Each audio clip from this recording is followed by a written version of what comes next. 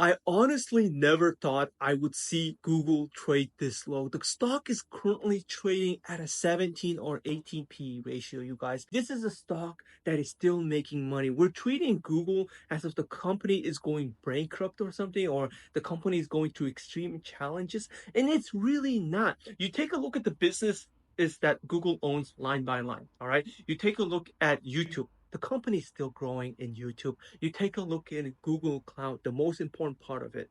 The company is still growing in that aspect, and it's actually growing the fastest out of all the parts of Google. And then you take a look at Waymo.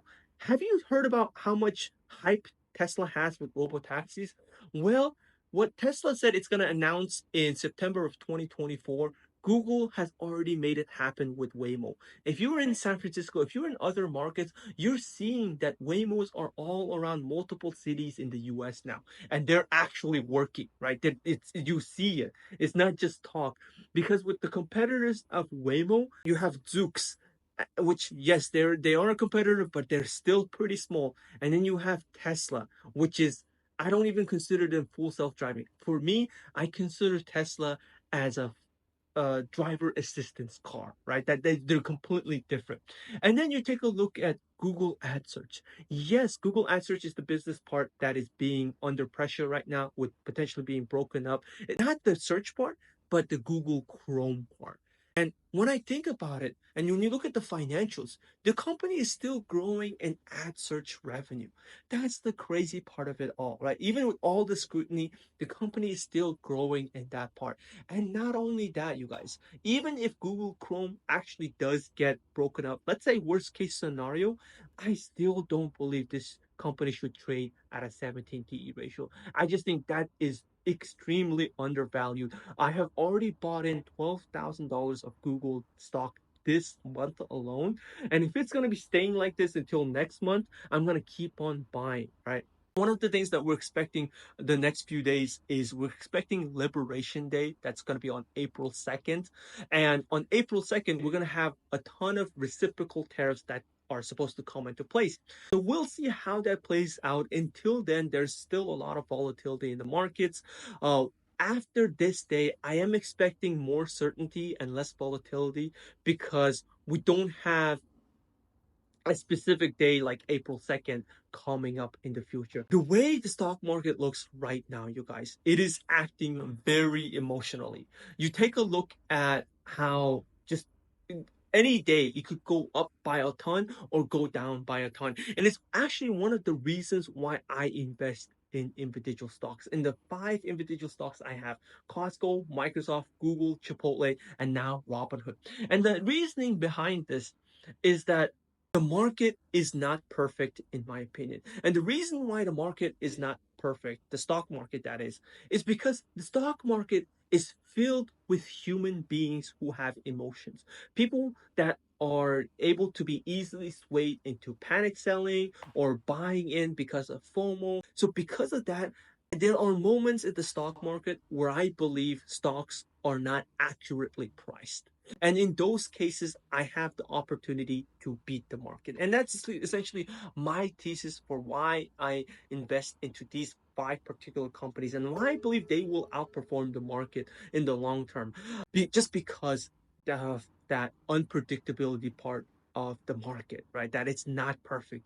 You're dealing with human beings that have emotional reactions to stock news. And as a result, Google stock is actually a perfect example, right? Google is currently being traded at a 17 PE ratio, and I just think that is way too undervalued at this current point in time. We'll see about a year from now. I remember back in 2022, there were stocks like Google, Microsoft, Apple, who were all super undervalued, and who investors who bought during that time, they were rewarded greatly for it.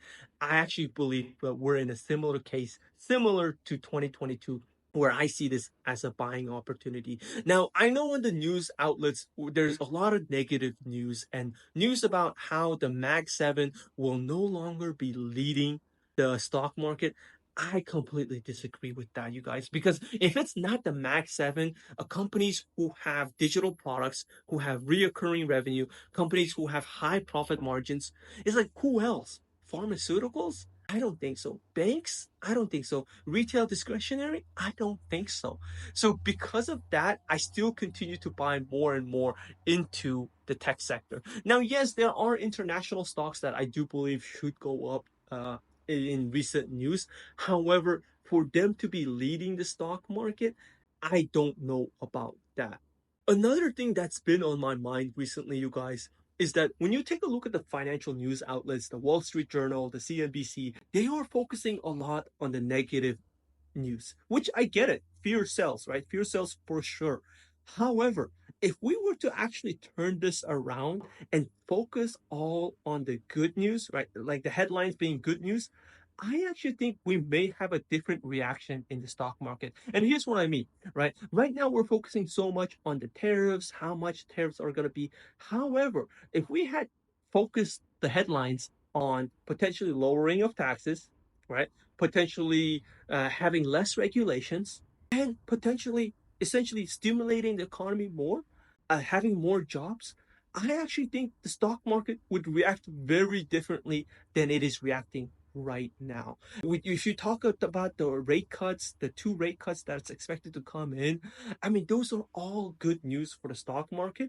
Yet, I don't believe they are priced in at this moment. Right now, the number one thing investors are focusing in on is the tariffs, and that is just taking majority of the news. That's what's on top of most investors' mind, and people are not thinking about all the good stuff that's about to come. And I am thinking about those. And when I am buying into the stock market right now, you guys, I am focusing on all the good news that is to come. That is to come in the later that I do not believe is priced in yet. So we'll see how it turns out. And thank you so much for watching this episode. We'll see you next time.